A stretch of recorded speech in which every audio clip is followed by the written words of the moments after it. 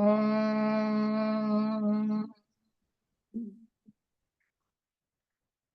Om.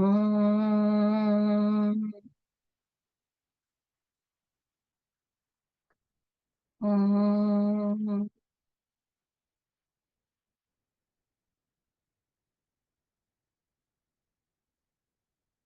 So today we are starting with chapter 5, Bhagavad Gita.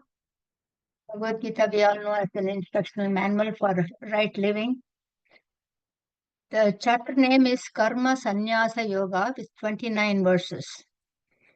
The word sannyasi, renunciate, is a very popular word, but the exact meaning of the word is not clearly understood by many. What does it mean to be a renunciate? In chapter 4, verse 42, Krishna ended by saying that when with the self-knowledge alone, one leads one to mokshanasam or papanasam and karmanasam.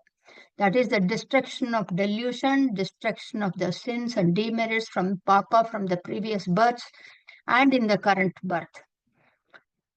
Only through self-knowledge. And he also asked Arjuna to do your duty. Now, chapter 5 starts with the first question from Arjuna. He says, you said self-knowledge alone leads to liberation. Then why do you ask me to perform duties, actions? You exemplified, you glorified the renunciation of all actions and highlighted that those who renounce actions through self-knowledge acquires no bondage. You also glorified Karma Yoga, what is to do one's duty. I am confused. Please tell me one thing categorically, specifically that is good for me. Shreyas versus preyas. Shreyas is supreme, preyas is pleasurable. So yoga here means performing actions, one's duties. Sannyasa is renunciation, that is not performing actions, sacrificing actions.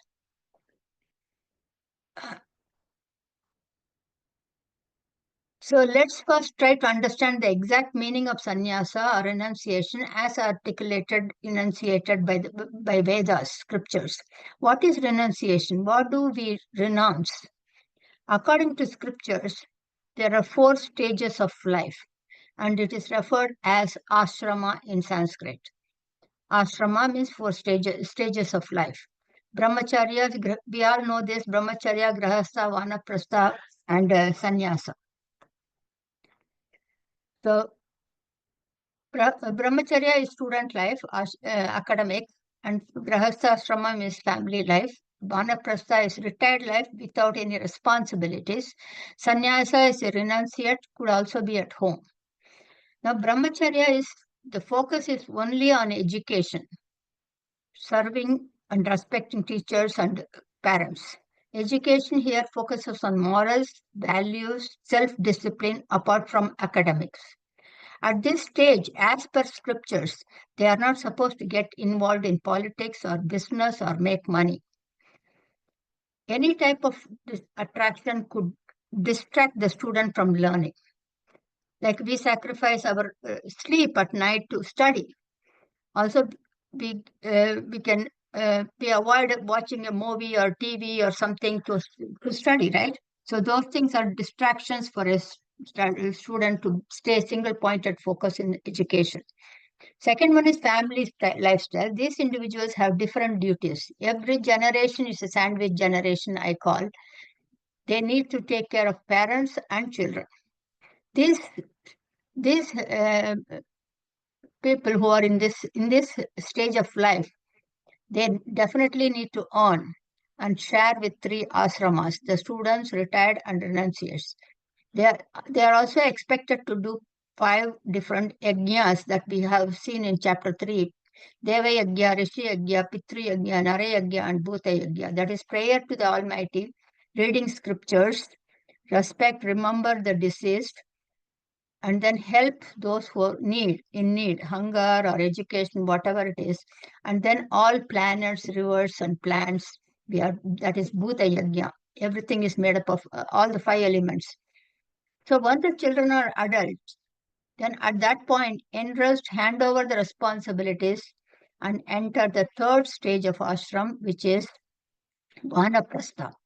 Vanaprastha is retired, not leaving home but not assuming primary responsibilities. At this stage, duty is prayer, meditation, studying scriptures, chanting, clarifying doubts to purify the mind. So try not to micromanage or do the backseat driving, as we call it here. Help wherever needed, but step back.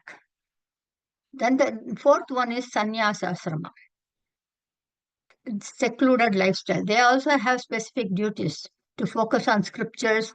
These are aesthetic, self-controlled, restrained, dispassionate, not depressed. They acquire self-knowledge, be firm in that strong, and then focus on being firm in that strong knowledge that they have acquired, and leave the body happily.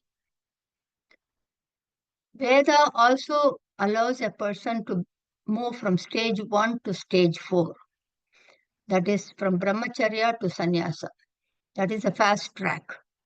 There are two paths. One, you can go 1, 2, 3, 4, or you can go from 1 to 4, like a fast train or a passenger train.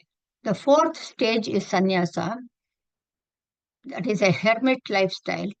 When one is not attracted to the external glamour and is interested and focused on self-knowledge alone and focuses on liberation. The hermit lifestyle is different from the family lifestyle. Each one has two different duties. One who is in a family lifestyle, the primary responsibility is to earn and share and support other ashramas. One who is a sannyasi is prohibited from earning, survive only on bhiksha.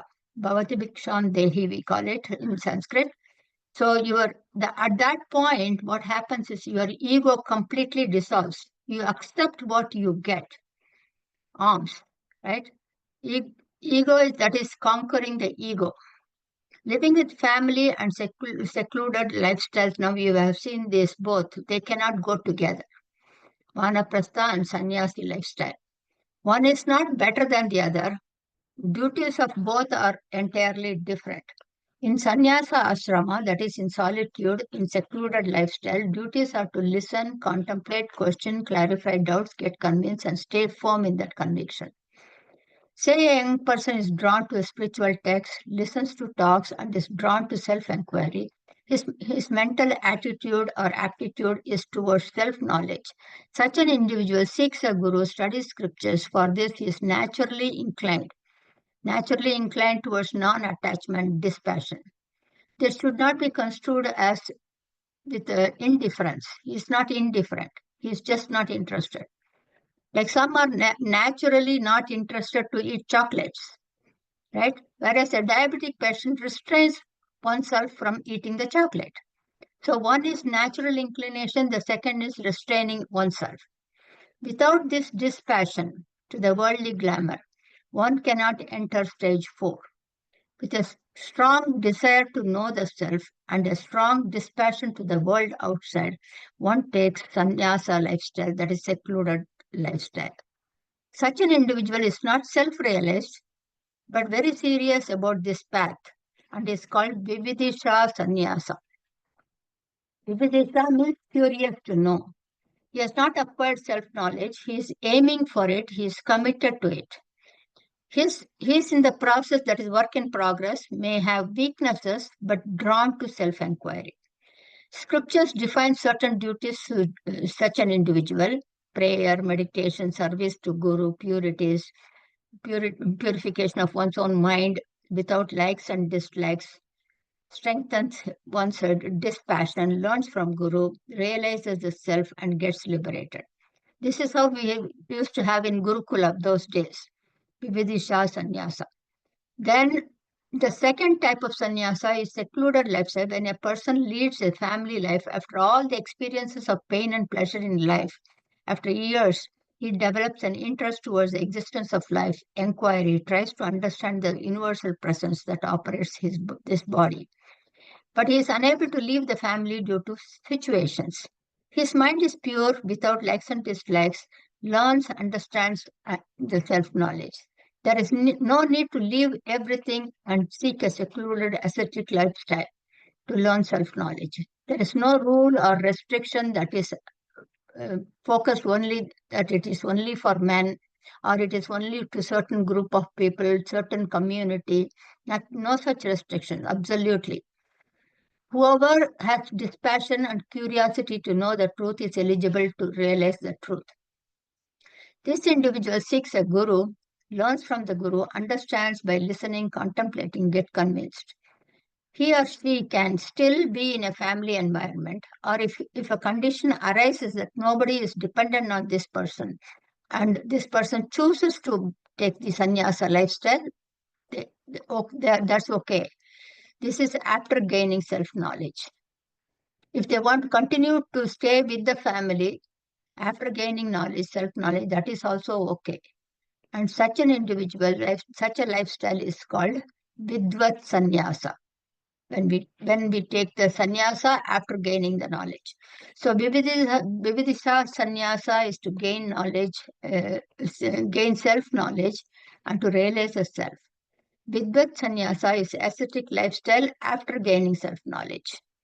Adi Shankara took ascetic lifestyle at the age of 8 to realize the self. He was a student, he was a pupil, he was a disciple of Govinda Bhagavad Pada at the age of 8. He is an example of Vividisha Sannyasa lifestyle. He then studied under his guru and then moved on. Now, a rishi named Yagyavakya, we all have heard that he is a guru of Janaka, King Janaka. He wanted to leave the entire wealth to his wives. He had two wives, Maitreyi and Katyayani. And Maitreyi asked, you are leaving everything to find out the self-knowledge, to get that knowledge. Can I get that knowledge with all this? He said, no, you cannot. Nothing in this world can give you that except self-knowledge, can give you that moksha. So then she said, then I don't want it. He educated her, he taught her about self-knowledge, and then he took the ascetic lifestyle. This is from Brihadaranya Upanishad. I read a book called The Man Who Sold His Ferrari. He was a very extremely royal lawyer in America. And then at one point, he left everything and went to Himalayas to under one of the Swamijis for self-knowledge. So that is to Vividisha Sannyasa. So both Vividisha Sannyasa and Vidvat Sannyasa, both are lifestyles. Now that there is a third sannyasa, which is generally not known by general public, but scriptures emphasizes on that.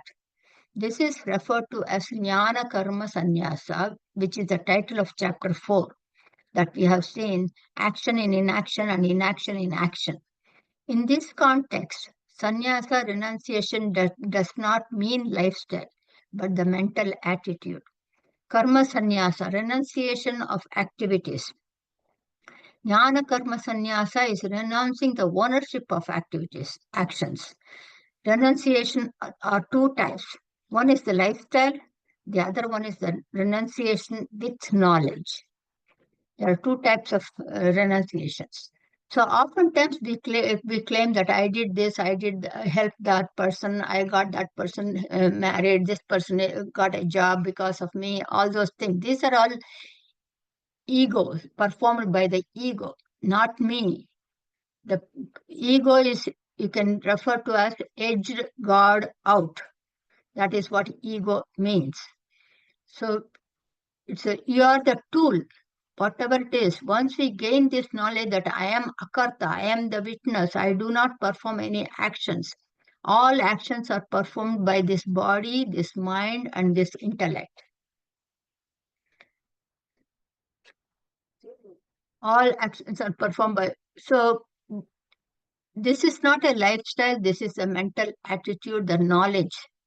Scriptures calls a person with this attitude as jnani, a man of wisdom.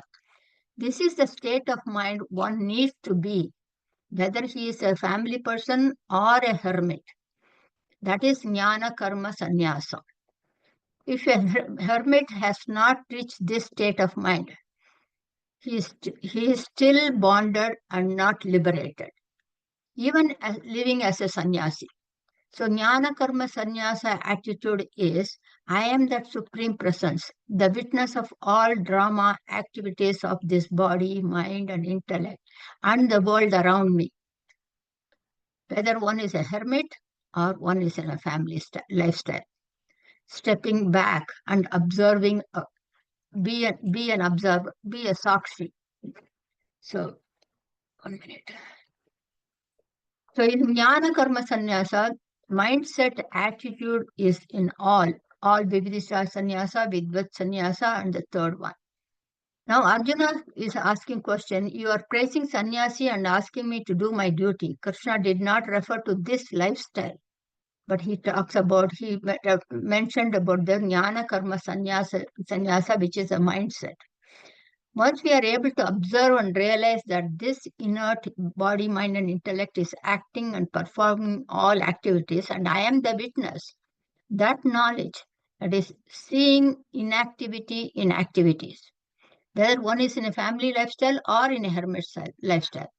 Such a person is released from all bondages and is free, liberated, that is moksha. You are not perturbed, you are not disturbed, you are not affected by anything that is going on around you. You are calm in all situations. That is moksha, that is nirvana in Buddhism. Both family lifestyle and secluded lifestyle are stepping stones for self-realization. One is not better than the other. When a Vividisha sannyasi takes up the lifestyle and has not attained self-knowledge, he will not get the benefit of being in a sannyasa lifestyle. If he has not attained that self-knowledge, he may be away in a secluded lifestyle. Lifestyle is different, but the knowledge is different. For a common individual like you and me, Krishna suggests that karma yoga is the best. He says it is not wise to leave everything and take up secluded lifestyle when one is not intellectually ready. What does it mean? One who has desires, one who does not have high dispassion, one who is in a family, has responsibilities, duties to be performed. It is not wise to leave everything and escape. That is escapism. Therefore, it is better to be in a family, in a society, and do your duty and get the self-knowledge. Only one who has no likes and dislikes, meaning accepting life as is, equanimous in all situations, alone can lead a life of hermit sannyasi. Why? Because in life you don't always get what you want. One needs to accept what comes in one's way. That is the attitude, and that's the renunciation. So that is dispassion, that is vairagyam. It is not easy. Krishna says karma yoga is the best sadhana for general public, because Krishna is advising to general public, right? This is applicable to the Gita is applicable to the entire humanity. So verse 4 and 5, he says, when an individual takes up ascetic lifestyle, they have specific duties to perform. Serving Guru, meditation, control of senses, control of mind, single pointed focus, all those things are important. So an individual living in a society also has duties, specific duties. These duties are different from the sannyasi's duties. He is expected to earn and share. At the same time, his specific 5 yajnas that we have seen before. So both gets the same outcome as long as they perform their duties. One can live like Yajnavalkya or Janaka, depending on individual situation. Janaka was also realized, but he did his duty as a king. Ultimate goal is jnana karma sannyasa. So therefore, both lifestyles give the same benefits, even though they appear to be very different for ignorant, right? We all think this is family's lifestyle, that is a sannyasi's lifestyle. Yes, those are two different lifestyles, but the ultimate jnanam is jnana karma sannyasa. So the gist of review from verse 1 to 5 is sannyasa renunciation is in ordinary term is secluded lifestyle. This is very different from family lifestyle. This secluded lifestyle is also divided or categorized into two. One to get self-knowledge, another one is after getting knowledge, self-knowledge. So the third meaning of sannyasa is not a lifestyle, it is a mental attitude, jnana karma sannyasa. Mere lifestyle will not liberate an individual from bondages. One should be liberated in the mental, in the mind. He should renounce the ownership of actions and attachment to the results of actions. I'm doing this for this. I will do this if I get this. What is in it for me? So that attitude is not for sannyasa, right? Especially in when you are looking for a higher level of attainment, moksha. That is very different from the confidence that we have, the goals that we set in transactional reality. We need to know the difference. So first two are lifestyles. The third one is mental renunciation. Both paths lead to liberation, whether it is a family lifestyle or a sannyasa. The attitude makes a difference. One is not better than the other. Renunciation is not merely changing of clothes or being in a secluded lifestyle or how one appears externally. It is a mindset to be equanimous with all. Today we can see there are several who call themselves Swamiji. We have to be very clear how they're, what they teach, they follow. Walk the talk, we say. So Krishna says, do whatever is best for you. Either way, as long as you are not bound to the results of actions, he further adds, it's not easy for every human. As we are all caught in this Rajoguna, always active physically and mentally, and we always want to achieve and accomplish. So humans cannot sit still having taken this body. One can perform long, extended hours of work. We can work for 8 hours, we can work for 10 hours, that is fine. But sitting quietly for 2 hours without any technology today, without anything, without any interactions, without any thoughts, is very, very challenging. So verse 7, he says, emphasizes on karma yoga and says, in each and every activity, be aware that I am not the doer. I am the observer of the activities done by this body, mind, and intellect. That is Sakshi. I am the witness. And he re-emphasizes the same in verse 10 and 12, 10 to 12. Renunciation is not just changing clothes or leaving the family, society, and societal environment or living in a secluded life. It is a equanimous mindset to all beings and in all situations. How do I know if I'm ready for such a state is a question. One should not have anyone to complain about, any situation to whine about. Okay, there should not be anyone to like or dislike. This individual is metaphorically compared to a lotus leaf. A lotus leaf always, they do not float, they do not sink. They emerge above the surface of water, always. But if it is taken out, it would die. Any other leaf, when you drop it in water, it will sink down. So also a jnani is part of this world.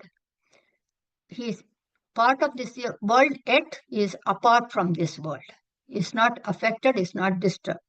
A jnani is not caught up by the pluralities, the ups and downs of life. But if one tries to come out of life without this kind of attitude, without this mental maturity, as a sannyasi, they cannot handle that lifestyle as well. So often that leads to destruction, self-destruction. Neither this family life nor the hermit life. That's why people generally choose suicide, because it is easier for them to die than managing their desires. Managing their desires. I don't want to say controlling, managing their desires. They choose the easy way out. That passion, that fascination that draws them out, it is difficult for them to manage it. So we interact with the world using three tools, that is manasa, vachika, kayika, thought, word, and deed. Every thought that we have results in our words, and that results in our actions. If you are angry, automatically your voice tone is different, your volume is different, and your actions against that another individual is also different. If you are kind and compassionate in your thought, then the actions, thought, word, and actions are different. That is how individuals get papa and punya, that is merits and demerits, consequences of our own actions, both pain and pleasure. That is the result. That is why when we perform good actions, we need to enjoy the consequences. So we take the birth, another body. Whether we do good ones or bad ones, we take different body to experience those pains and pleasures, those consequences, resulting in rebirth. So, for example, if this robber is there, he goes and enters a house and then kills a person, gets all everything and takes things, robs everything, right? So this person killed somebody. Now a surgeon is performing the same action, kind of performing on a person, and the patient dies on the operating table. Now the intention is the key. This person wanted to, both people killed, right? They both are dead. But the robber gets papa and the surgeon gets punya because of the intention. The surgeon wanted to help, and at that time, that person's karma ends. So the surgeon can't do anything. So the intention is caused. Both deaths occurred, but the consequences are different for both because of the intention of those who committed. So it is wise to operate in this universe without a selfish attitude, without expecting anything, without I and mine. That person will be liberated. See, if you think about it, there is nothing that is on that is yours. You did not bring anything when you came, when you took this body. Nothing. And when you leave, shed this body, you're not going to take anything with you. You may have $1 billion in your bank account. You may have all the family relatives, family, friends, big house, 4 bedroom, everything. But you can't take anything. We are blessed with everything to enjoy, but we don't own anything. We are all, including family members, parents, children, spouse, everything. We are all co-passengers. We own nothing and enjoy everything. That is why it is important to understand that. Just help wherever you can, mentally, physically, and manasa vachika kayaka, and then leave it at that. Don't expect, I did this, appreciate me. There are people who are going to, immature people who are going to ignorance, who don't know this. They are going to, some may appreciate, some may insult. That is fine too. Accept both. So those who operate with bias, likes and dislikes without equanimous mindset are caught in the cycle of samsara. Sara means essence, juice. Samsara means life without essence. They just drag their life 60, 70, 80, 90 years. They live without any mental peace due to the intense attachment on the temporary and ephemeral things. Verse 13. How does the Jnana Karma Sannyasa lives in this transactional life like a lotus leaf? A hermit has renounced all actions and is focused on staying grounded in self-knowledge. Whereas a Jnana Karma Sannyasi who lives in a family, in a society, operates with thought, word, and deed. With the help, with the knowledge and our awareness, we can call it, that I am not the doer, I am not the enjoyer. Everything is getting done through this BMI, body, mind, and intellect. Mind has got 4 functions. We all know that is manas. That is manam, chittam, buddhi, ahankara. Mind, flow of thoughts. That is one aspect, one functionality of the mind. Chittam is memory. I remember what I did. That was from when I was 12 years old. When you see a picture, that is memory database. Manam, Chittam, Buddhi is intellect, which is making the decisions. If you want to cross the street, your mind is saying, run, run, you can cross. And your intellect says, don't do it. That car is speeding. That is the decision-making faculty which compares and analyzes and makes a decision. Then the ego. I is the I and mine. So everything is getting done by these things. These are inert. He has now this This sannyasi, he has his senses and mind in his control. We need to watch and manage our own senses and mind instead of focusing on controlling others. Somebody asked me, Krishna says this, and I want to say this to my son. He doesn't understand. I said, he's not telling your son, he is telling you. You follow it first, then others will automatically follow it. We don't want to learn from Krishna and tell other people what to do. That is none of my business. They are following their karma. So when the right time comes, they will also get this. Everybody gets this. So the scriptures speak directly to each of us to watch our thought, word, and deed. Because otherwise, Shankara would have taught his mother immediately, or Ramana would have taught his brothers, because each one has their own path. So it is not easy for an ignorant who has not understood his real nature.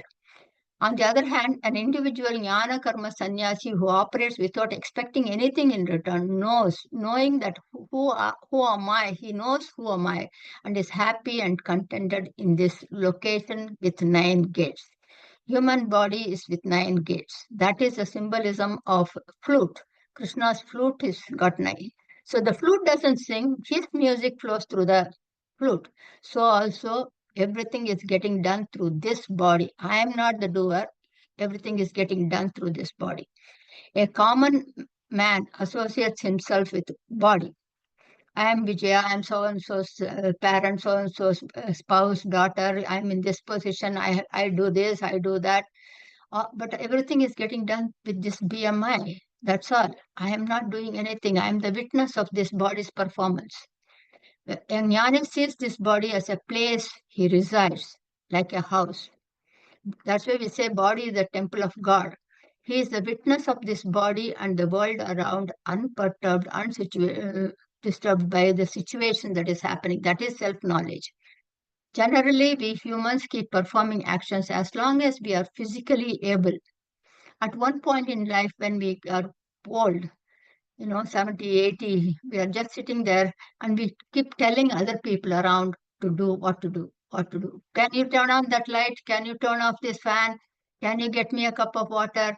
We keep telling the people. So Krishna here says, do not do this. Others can do what they want based on their situations, including grown-up children. I remember one situation, my daughter wanted to buy a house in Virginia for a couple of years back. And she said, Mom, you want to come and see the houses? We both are going. I said, no, you both go, you see whichever you like. When you finalize one thing, then I will come and see that. Until then, I don't have to get involved.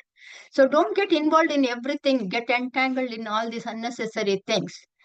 Because it is none of your business. It's their life. Let them lead their life the way they want. So a yogi sees everything as a play and is content, always in content. We want to teach our children. Children will be in schools when they will be bullied. In middle school, in high school, they will be bullied by other children. Parents should not get involved. You should teach the child how to stand up for yourself. That is important. Because I remember some 35, 40 years ago, when my daughter was in middle school, she was bullied by a couple of boys. And then I took a blank camera and clicked it as though I'm taking a picture of those boys. Then I went to the principal. I told the principal, I took the picture. You're not supposed to take the picture of any other child in America. That is not allowed without the parents' consent. So I went to the principal. I told him, because I didn't have any role. It was a blank, empty camera. But I pretended to be taking a picture so that the boys can stay away from my girl. But later on, my daughter told me, Mom, you are not supposed to interfere. I can handle myself. See, that is what we want to teach children. And that is what we have to teach children, even at any age, 20, 30 years. Sometimes we say, did you do this? Did you do that? Did you take that? Why are we bothered? One time again, another experience. I'm going to share all my experiences. That way you can relate to it. My family, daughter, son-in-law, and kid was sleeping. It's already 8 o'clock to go to school. 7:45. They are not awake. I went and knocked at the door. Oh, it's already 7:45. Then my daughter came and said, Mom, he has got cough all night, my child, so I'm not sending him to school. Why did I interfere? Because I am attached to my daughter. I am attached to my grandson. I don't want him to go to school late. So we want to understand that it is none of my business. Parents are there, they will take care. Leave it at that. So these things are, we have to observe ourselves, how we behave, how we interact on a daily basis. So verse 14, who is doing all actions if Atma is not doing? Atma is akarta. Some say Atma is initiating or triggering others to do. But Atma is akarta, neither does anything nor triggers anything. All actions happen in nature due to the three gunas, nature, that is Prakriti, Sattva, Rajo, Tamo guna. Just like we see all the electricity, magnetism, gravity, there's nobody is triggering all those things. These things are happen because of that presence of Brahman, in Brahman's presence. Same thing, this body is functioning because of that Atman's presence at the individual level, at the cosmic level. So verse 15, can I take someone else's sin, or can I give mine to someone else, or will God take my papa? Because I worship. When I'm offering everything else, I can offer my papa too. So God does not take or give jivas the consequences of karmas. Because of the ignorance of not knowing who I am, every jiva individual is responsible for the consequences of their own actions. Because of not knowing the self, jivas are caught in this samsara whirlpool of birth and death. Therefore, listen to scriptures, contemplate, clarify, clarify your questions, get convinced, and stay grounded in that knowledge. I am the Sakshi, I am the witness. Now, verse 18, how does a jnani who is grounded remains as a witness to all activities around him? How does he behave? How does he interact? He has an equanimous mindset towards all.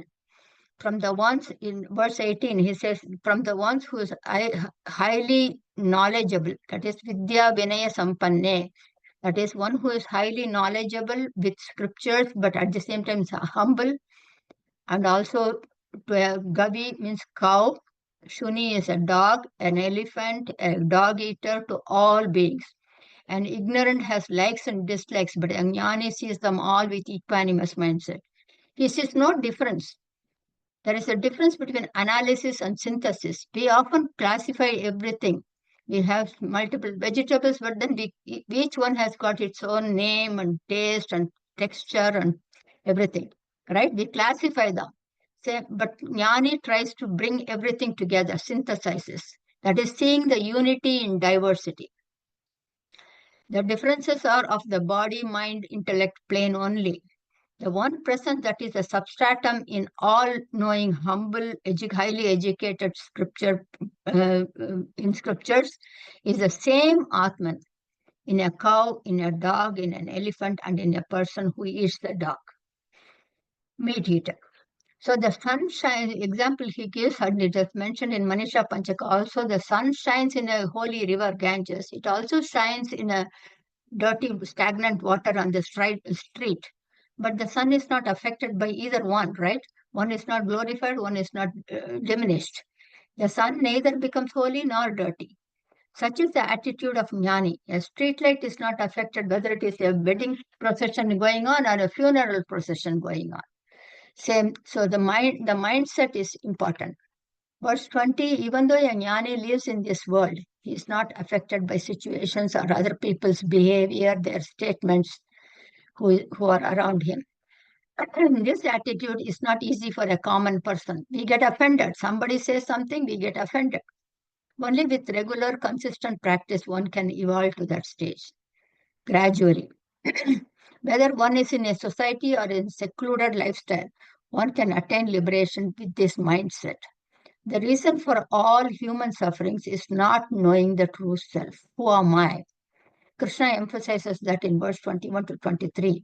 That is vairagyam, dispassion, not indifference. I am not indifferent.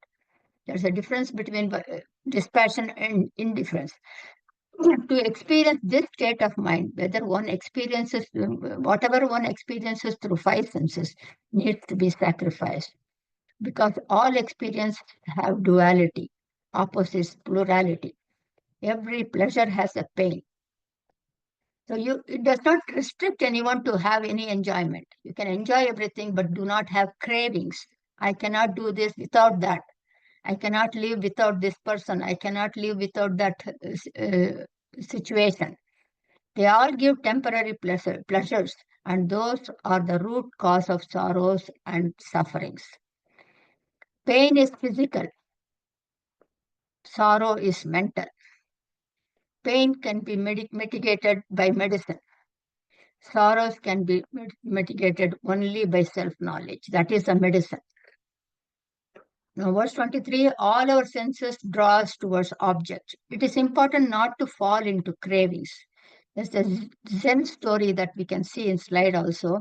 A young and an old monk, some of you might have heard it also, were crossing a river. And another young woman wanted to cross the street. And the older monk said, okay, now let me carry you on my back. And he carried her and dropped her on the other side of the river. Then they both were walking, the young monk and the old monk. For 6 to 8 hours, this young monk was always in his mind thinking, he couldn't believe what he saw. Then he's asking the older monk, as monks, we are not allowed to be around any woman near us. How could you carry that woman on your shoulders? The older monk silently looked at the young monk with a smile and replied, brother, I sat her down on the other side of the river almost 6 hours ago. You are still carrying her, even after 6 hours. So don't carry baggage. So chapter 5 is all about sannyasa, renunciation. The greater stress is on dispassion. So renunciation and vairagya is a topic in this chapter. So without this attitude, any volume of scriptural study would not help one to renounce and be a yogi. Jnana karma sannyasi, whether it is one is in a family lifestyle or a secluded lifestyle, only that person with that knowledge can be happy and contented until the death of this body. Otherwise, one is only a scholar. So Jnani is never not reborn because he realizes there is nothing else. So that is referred as Brahma Nirvana. Now, 24 to 26, he is talking about dhyana. Dhyana is meditation, and that is the next chapter. Chapter 6 is Dhyana Yoga. So we'll continue from there. Now, let me share the slides with you that I have on this topic.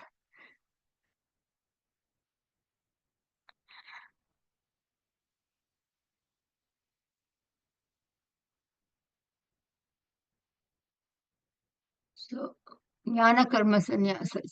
This is Karma Sannyasa Yoga or the yoga renunciation of actions. Jnana Karma Sannyasa Yoga is chapter 4. So whether this is a family lifestyle, this is a sannyasi secluded lifestyle. Okay. Just wanted to show the difference. So there are 4 stages of life: brahmacharya, grahastha, vanaprastha, sannyasa. We know that. Sannyasa is this 4th stage is different. There are 2: Vividisha sannyasa, curious to know about life and my existence. Who am I? Renounce to learn self-knowledge. Ashrama from 1 to 4, that is Adi Shankara. Vidvat sannyasa is self-realized, realized and renounced. That is ashrama from 1, 2, 3, 4, that is sage Yajnavalkya. Both are ascetic lifestyles, renunciates. Now, 3rd type of sannyasa is the attitude in the mind, weight of the ego. We tend to always advise others, but we have to watch our path, which affects the ego, affects all relationships with all human beings. We are all co-passengers in this journey called life. I am not the doer. Everything is getting done through this body and mind equipment. I am the witness, and that is self-knowledge. When I am the witness, I'm just watching everything. I'm not disturbed. I'm not getting entangled. Family lifestyle or hermit lifestyle, a human can choose one's path. Both leads to moksha. Do your duty in whichever ashram you are in. Mere hermit lifestyle will not give moksha to anyone. It is not the outward experience or the clothes or the vibhuti, but the attitude of surrendering the self-knowledge. I am not the doer, I am not the enjoyer. This is jnana karma sannyasa. Don't let your ego take control of your life. Shankara's guru is Gaudapada, who is renunciate two secular lifestyles, ashrama, hermit, Vibhidisha sannyasa, Vidvat sannyasa. So Maitreya, Yagyavakya gave everything, and then he taught Maitreyi about self-knowledge, and then he took the sannyasa. So attitude should be, I am the witness in all situations. This is a lotus leaf. Just be a part of this world, yet apart from it. Lilies float, but lotus leaf do not float. They just raise above the water a little bit. Every human acts with thought, word, and deed. One should perform with this body and senses and not involve mind with them. Why? To avoid raga dvesha, likes and dislikes. If you have to do certain things, oh my God, I have to do this. Why do I have to do it? That's the attitude that comes. But if it has to be done, it is a mindset. It is your duty. You have to do it no matter what. Whether you like it or not, it is immaterial. That is what it is. So I think whenever I'm here in US, when we do all this, I think about it. It is your duty to clean your house. It's your duty to do cut vegetables, whatever it is. In India, we can hire people. So do your own work, you do it. So this is again unity in diversity. We think it's a we can call it as vegetables, or you can individually call broccoli, spinach, and potato, individual carrots. We can individually analyze it. Same thing with fruits. We can analyze it, or you can just call it fruits with flowers. The differences are beautiful. Only when there are differences, you can see the beauty in each one. So also humans. When you see the oneness, you realize one appears as many. Produce. Nothing but they are all produced. When you look at the whole thing, it is only produced. But we divide it, we classify everything in life. Sun shines in Ganges, sun shines in puddle. What's the difference? The sun is not affected because of the reflection of the holy river or the dirty puddle. So a jnani is not affected by the situation happening around him. This is the story of Zen story. So do not hold the past, live in the present. Letting go is an art and science. Emphasis on vairagya. So we end here.